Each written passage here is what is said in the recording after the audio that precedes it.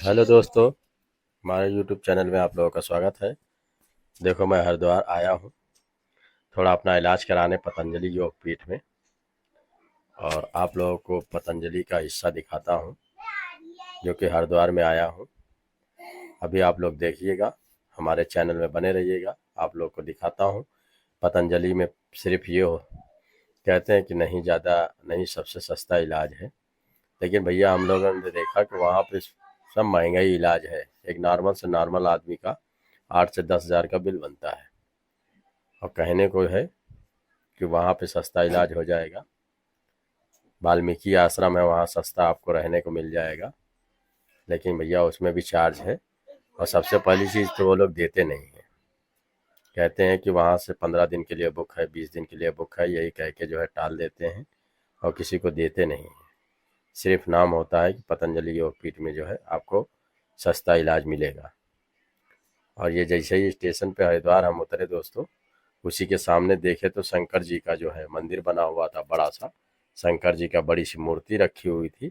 और इसी के बगल में ही, इसी के पीछे जो है हरिद्वार स्टेशन बस का है, और आगे का हिस्से में रेलवे का है। जब रेलवे स्टेशन से थोड़ा आगे निकलेंगे तो ये आपको पड़ेगा। देखिए, मैं आपको पीछे का हिस्सा दिखा रहा हूँ, और उधर से वो दिखाते हुए वो आगे का हिस्सा लेके गया हूँ। अब इधर से निकलेंगे, निकलने के बाद सीधे बस स्टेशन पहुँचेंगे। अब देखिए, मैं पतंजलि के अंदर, पतंजलि योग पीठ में जहाँ योगाग्राम होता है, वहाँ पे आया हूँ योग करने के लिए। देखिए, इनका एसी प्रूफ है भैया, पूरा योग ग्राम पतंजलि का। पतंजलि का जो है योग, वहाँ पे इसका पैसा नहीं पड़ता, ये तो हम कहेंगे। देखिए, जिसका पैसा पड़ता है उसको बताएंगे, जिसका पड़ता नहीं पड़ता है उसको नहीं बताएंगे। योग का कोई पैसा नहीं पड़ता है, निःशुल्क होता है, और ये कराते हैं। और ये तो कभी कभी पहुंचते हैं, इनके चेले चापड़ और योग गुरु वही सब बताते हैं, और वही सब करवाते हैं योग। रामदेव बाबा जी कभी कोई फंक्शन होता है तो वो पहुंचते हैं, और ज़्यादातर वेल वेलनेस आश्रम वेलनेस आश्रम में मिलते हैं, और ज़्यादातर ये उसी में आते हैं। नहीं तो ये अपना एक अलग बना रखे हैं, गुरुग्राम करके, उसी में रहते हैं। यहाँ पे देखिए, बड़ी बड़ी मूर्तियाँ, बड़े बड़े वो बने हुए हैं।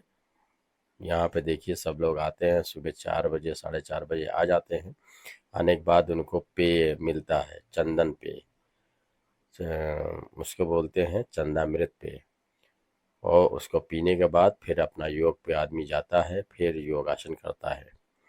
योगासन में हर योग, कैसे बीमारी ठीक होगी, कैसे योग करें, किस तरीके से करें, कौन कैसा होना चाहिए, इसके आचरण के बारे में, और महाविद्यालय के अनेकों बारे में यहाँ बतलाते हैं।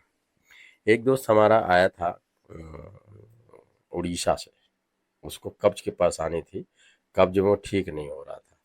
तो वो भी नाम सुन के आया था बाबा जी का, कि हम भी चलेंगे, अपना जो है बाबा जी से इलाज कराएंगे, भले पैसा लगे लेकिन ठीक होके आएंगे। लेकिन उसका भी एकदम से मन उब गया, क्योंकि इन्होंने 5 6 दिन 7 दिन आदमी को रोकिए, और उस जो बीमारी के लिए रुका है उसी का इलाज अगर नहीं होगा तो कोई भी होगा परेशान होगा। पैसा भी चार्ज कर रहे हैं अच्छा खासा, आदमी ठीक भी नहीं हो रहा है, समय भी जा रहा है। तो इससे आदमी परेशान होकर यही कहेगा कि भैया, हम जहाँ थे वहीं ठीक है। ये नहीं सही कर पाएंगे, क्योंकि दिशा दूसरी है। क्योंकि इनके पैसे का जहाँ मोह आया, पैसे की चीज आई, तहाँ फिर आदमी एक सही बताएगा, 4 गलत रास्ते बताएंगे। और 4 गलत रास्ते बता दिए तो फिर दोस्तों, फिर क्या होगा। फिर जहाँ दोस्तों देखिए, सब कोई एक्सरसाइज में जुटा हुआ है, एक्सरसाइज कर रहा है। ज़्यादातर वहाँ पे अनुलोम विलोम और भस्त्रिका भस्त्रिका और कपालभाति, तीन, और मंडूकासन, 3 चीज़ पे ज़्यादा बल देते हैं, क्योंकि ज़्यादातर बीमारियाँ इन्हीं की वजह से होती है। और सुबह सुबह जब आ जाते हैं, 4 बजे इनकी बस लग जाती है। 4 से 4:30 बजे जो बीमार होते हैं वो वेलनेस योगाग्राम में चले आते हैं।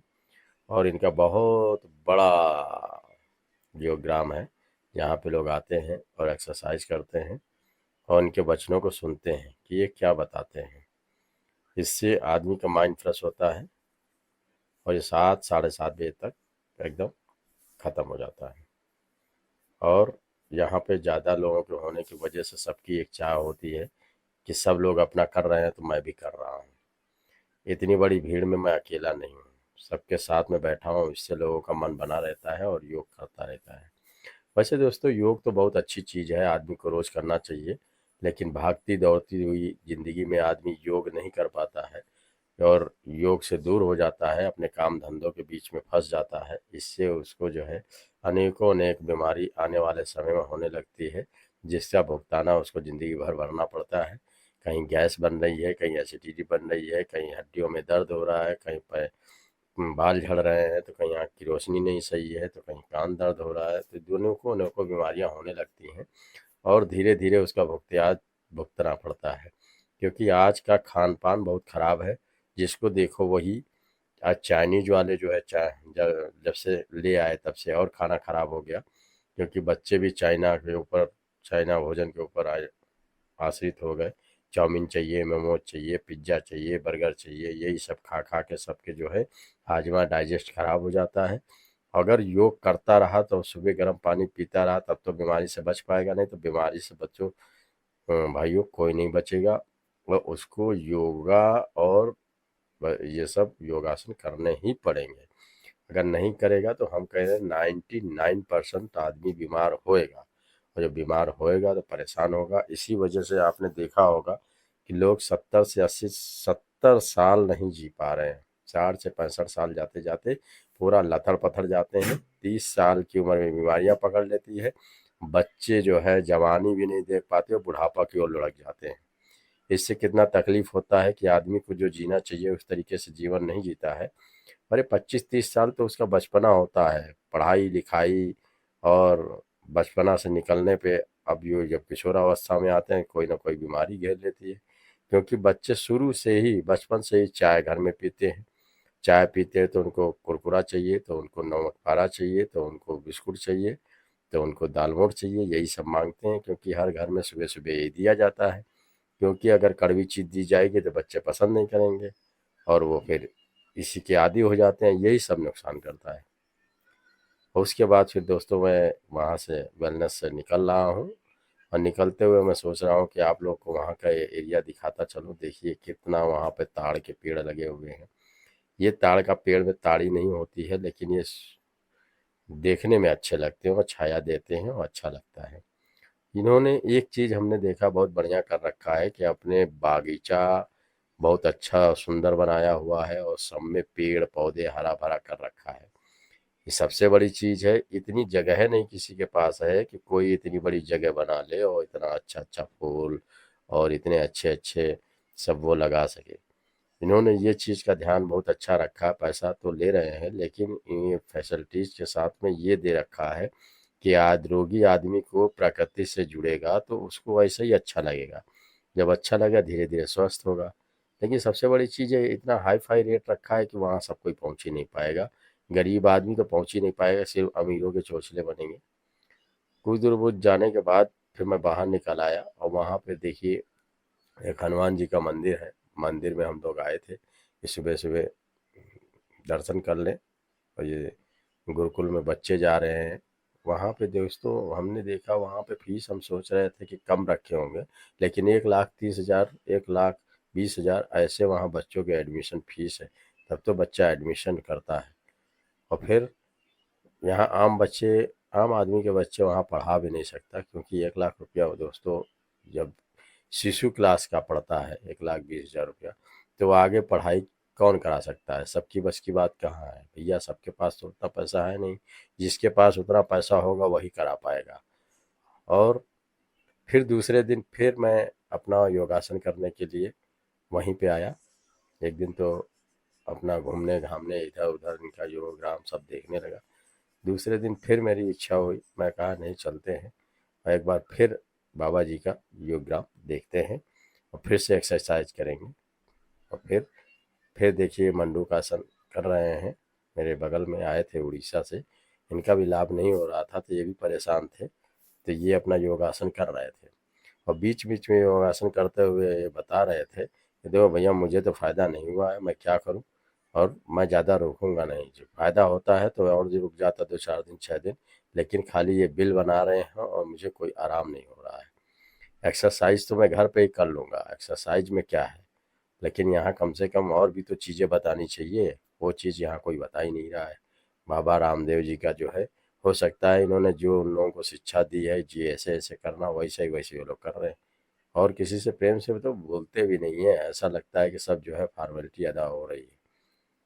वहाँ पे दोस्तों देखिए, सब हरा भरा, ये चीज़ हमने देखा कि वहाँ हरियाली कुछ अच्छा लगा रखे थे और देखने में बहुत अच्छा लग रहा था। और वहाँ पे भी शंख प्रक्षालन का कार्य हो रहा था। यानी शंख प्रक्षालन का मतलब होता है पेट की सफाई। पेट की सफाई मतलब आपको 4 5 लीटर पानी पीना है, और पीने के बाद पेट को साफ करने के लिए आपको कुछ योग बताएंगे, और कुछ वैसा बताएंगे जिससे आप लोग जो है फ्रेश हो जाएं।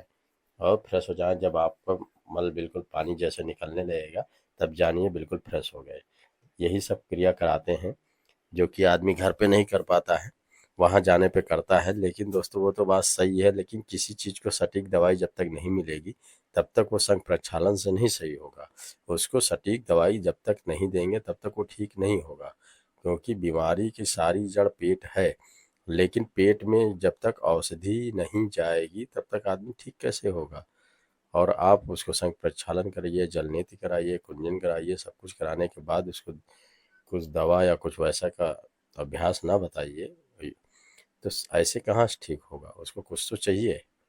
यही चीज़ हमने देखा कि वहाँ पे नहीं हुआ, तो इसी से हम भी परेशान हो गए और चले आए। वहाँ पे मेरे दिमाग में यही बैठा हुआ था कि शायद जो है आगे की कहानी कुछ और होगी, लेकिन ये जो है योग निद्रा एक होता है, त्राटक एक होता है, और यही सब था। त्राटक योग क्रिया